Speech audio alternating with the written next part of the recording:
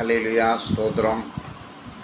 இன்றைய தலைப்பில் ஒரு முறை நான் நடந்து வீட்டு பக்கமாக போயிட்டு இருந்தேன். அது ஒரு டீ கடை. அந்த டீ கடைக்கிட்ட போகும்போது, டேவிடே இங்கே வா அப்படின்னாரு. என்ன சேட்டா அப்படின்னு போனேன்.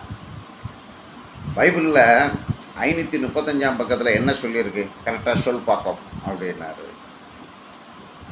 சேட்டா இதெல்லாம் பைபிள் காலேஜ் படிக்க ஒரு குழந்தைகள, ஒரு டீச்சர் ஃபேமிலி, ஒரு பேங்க் ஃபேமிலி, அந்த குழந்தைகள்கிட்ட கேட்டால் கரெக்டாக சொல்லுவாங்க.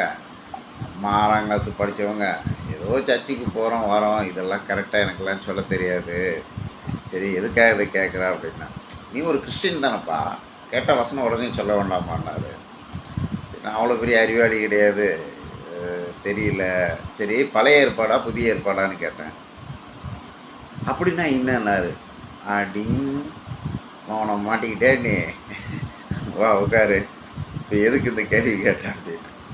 இல்லை எங்கள் கட்சி மீட்டிங் போயிருந்தேன், அங்கே இந்த மாதிரி ஒரு கிறிஸ்டின்கிட்ட கேட்டால் சொல்ல தெரியலன்னு சொல்லி பேசிகிட்டு இருந்தாங்க. அது ஞாபகத்துக்கு வந்துச்சு, அதான் நான் அவங்ககிட்ட கேட்டேன் அப்படின்னாப்புல. ஓ சரி சரி அப்படின்னு சொல்லும்போது இன்னொரு அம்மா அங்கேருந்து பையனோட வந்துட்டு இருந்தாங்க. சேட்டா 2 பிஸ்கட் கொடு அப்படின்னு சொல்லி பிஸ்கட் வாங்கினாங்க. உடனே இவர் கேட்டார், என்னம்மா பையனுக்கு பொண்ணு பார்த்துருந்தீங்களே, எல்லாம் செட் ஆகிடுச்சான்னாங்க. எங்கே சேட்டா ஒன்றும் செட் ஆக மாட்டேங்குது, அங்கங்கே அலைஞ்சிக்கிட்டே இருக்கிறோம். இது இருந்தால் அது இல்லை, அது இருந்தால் இது இல்லை, ஜாதகம் இருந்தால் நேரம் இல்லை, நேரம் இருந்தால் பொண்ணுக்கு பிடிக்கல, பொண்ணுக்கு பிடிச்சா பையனுக்கு பிடிக்கல, பொண்ணுக்கு சொந்த வீடு இல்லை, ஏதாவது ஒன்று தட்டி தட்டி கிடச்சி நானும் கோயிலாக போகிறோம், சாமியாக கும்பிட்றோம், ஒன்றும் நடக்க மாட்டேங்குது சேட்டானாப்புல. சரி சரி கடவுள் நல்லதே செய்வார், போயிட்டு வாங்க அப்படின்னாரு. உடனே அந்த அம்மா நடந்து போயிட்டுருக்கு.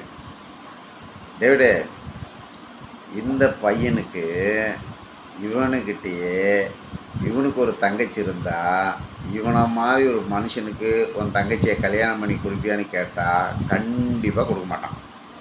ஏன்னா இவனே ஒரு சோம்பேறி.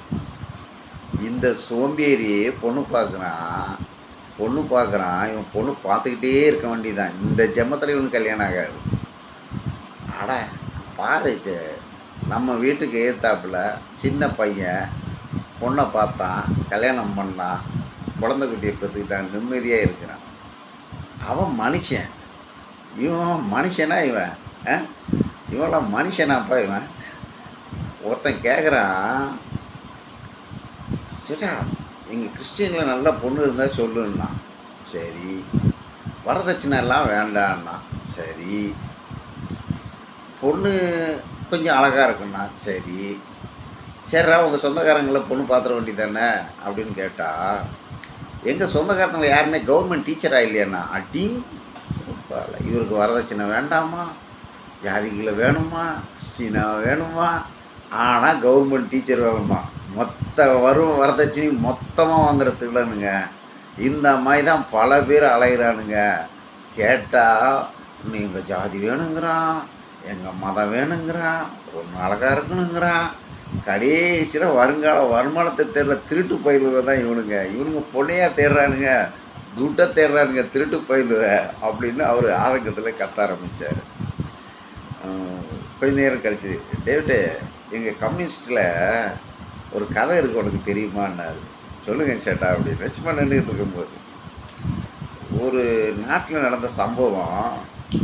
நல்ல வசதியான ஒரு ஃபேமிலியில் கல்யாணம் ஆகி பையனுக்கு குழந்தையே இல்லை. அப்போ அவனுக்கு குழந்தை பிறக்கிறதுக்காக பிரச்சனையான உடனே அவங்க எத்தனையோ பூஜைகளை பண்ணியிருக்காங்க, ஒன்றும் சரியாகலை.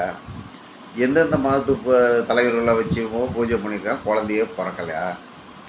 கடைசியில் எங்கள் கம்யூனிஸ்ட்வாதிகிட்ட அந்த பிரச்சனை வந்திருக்கு.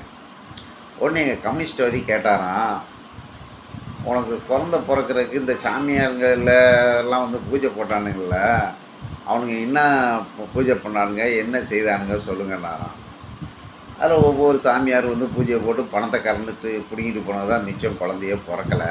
நாங்களும் கோயிலாக சுற்றுறோம், குழந்தையே பிறக்கலை. கடைசியாக ஒரு சாமியார் பூஜை போட்டு ஒரு கயிறு கொடுத்து எனக்கு கட்ட சொன்னார். அதாவது அருணா கயிறை கட்ட சொன்னார். என்ன சொன்னார்?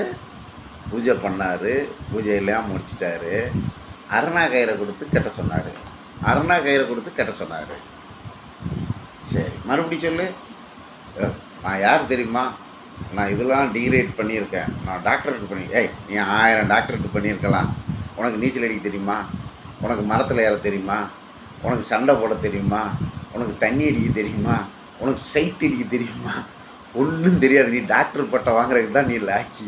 வேறு ஒன்றும் விளங்க மாட்டேன். கேட்குறதுக்கு பதில் சொல்லு அப்படின்னாராம் கோவத்தில். இல்லை, பூஜை பண்ணார். சாமியார் கயிறை கட்ட சொன்னார். என்ன கேட்டார்? அரணாகயிறை கட்ட சொன்னார். கெட்னியா? கெட்டினேன். மறுபடி சொல்லு.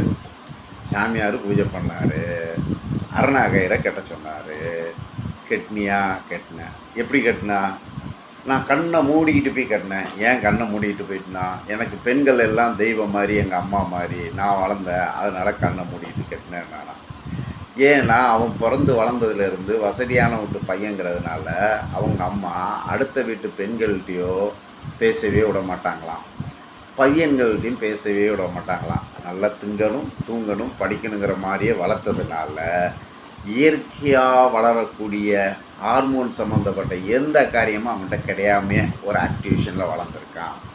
உதாரணத்துக்கு ஒரு புளியங்காயை சாப்பிடும்போது நமக்கு எச்சி ஊறும்.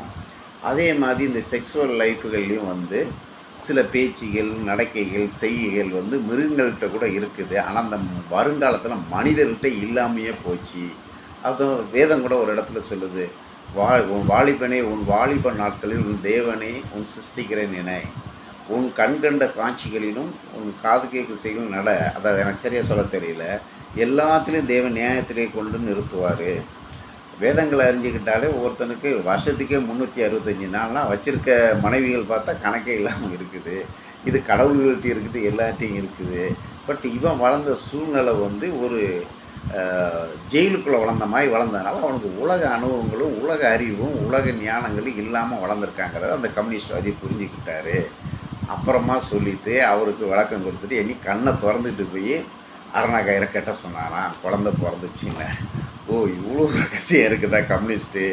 கம்யூனிஸ்ட்டு என்னமோ ஒரு இடத்துல சக்கரை விலையை ஏற்றுங்கன்னு போராட்டம் பண்ணுவாங்க, சக்கரை விலை ஏறி போச்சுன்னு போராட்டம் பண்ணுவாங்க.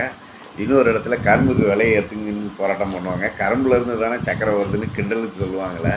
ஆனால் கம்யூனிஸ்ட்வாதிங்கிட்ட இவ்வளோ அறிவு தன்மையெல்லாம் இருக்குதுன்னு கேட்டேன். அப்போ அவர் சொன்னார், கம்யூனிஸ்ட்வாதிங்க தான் உண்மையான கடவுள் பக்தர். ஏன்னா கம்யூனிஸ்ட்வாதியோ கடவுள் இல்லைன்னு சொல்கிறவனோ பெரிய பெரிய தப்பு எதுவுமே பண்ணியிருக்க மாதிரி நீ பேப்பரில் படிக்க முடியாது. இந்த கடவுளை கும்பிட்றவன் தான் நான் இந்த மதம் அந்த மதம்மா, அந்த ஜாதி அந்த ஜாதிம்மா, நான் இந்த பக்தனும்மா. ஆனால் சோம்பேறியாக வாழ்கிறதுக்கு வரதட்சணை வாங்குறதுல முதல் ஆள் இவன் தான். உதாரணத்துக்கு அவனை கூட பாரு, பொண்டாட்டி வேணுமா, வரதட்சணை வேண்டாமா, ஜாதி வேணுமா, ஆனால் கவர்மெண்ட் டீச்சராக வேணுமா. எவ்வளோ வரதட்சணை கொடுமைவன். இவனை மாதிரி எல்லாருமே கவர்மெண்ட் டீச்சரை தேடிட்டு இளைஞ்சா அப்போ சாதா பொண்ணுங்களை யார் தான் ஏன் கல்யாணம் பண்ணிக்கிட்டது? கல்யாணம் பண்ணுறது வாழ்வதற்கா, பணம் சம்பாதிக்கிறதுக்கா? இவன் இந்த பணத்தை சம்பாதிக்கிறதுக்கே இப்படி அலைகிறானே, இவன் இப்படியே பொண்ணு பார்த்துட்டு அலைஞ்சானா இவனுக்கு என்றைக்கு கல்யாணம் ஆகும்? கொஞ்சம் நினச்சிப்பார். இப்போ கம்யூனிஸ்ட்வாதி கடவுளை கும்பிட்றானா, இந்த கடவுளை கும்பிடுற ஐயோர்கள் கடவுள் இல்லை இல்லைன்னு சொல்கிறாங்களாம். வேதத்தில் சொல்லுவாங்க, மறுபடி சிலுவையில் அரைஞ்சிடுவாங்கன்ட்டு. கடவுளுக்கு விரோதமாக நடக்கிறவனே கடவுளை கும்பிட்றவங்க தான். கடவுளை கும்பிட்றங்கிற பேரில் கடவுளையே திருடுறானுங்க, கடவுளுங்கிற பேரில் அநியாயம் பண்ணுறானுங்க. ஆனால் கடவுள் இல்லைன்னு சொல்லவும் நியாயமாக நடக்கிறான். ஐஎம் கம்யூனிஸ்ட்வாதி, ஐஎம் பெருசு அப்படின்னு அந்த மலையாளி சொன்னார். சரி சேட்டா, நீ நல்லவன் தான், அதனால தான் நான் உன்னோட நட்பாக வச்சுருக்கேன், வரேன் சேட்டா அப்படின்னு கிளம்பிட்டேன். அலையிலியா ஸ்தோத்திரம்.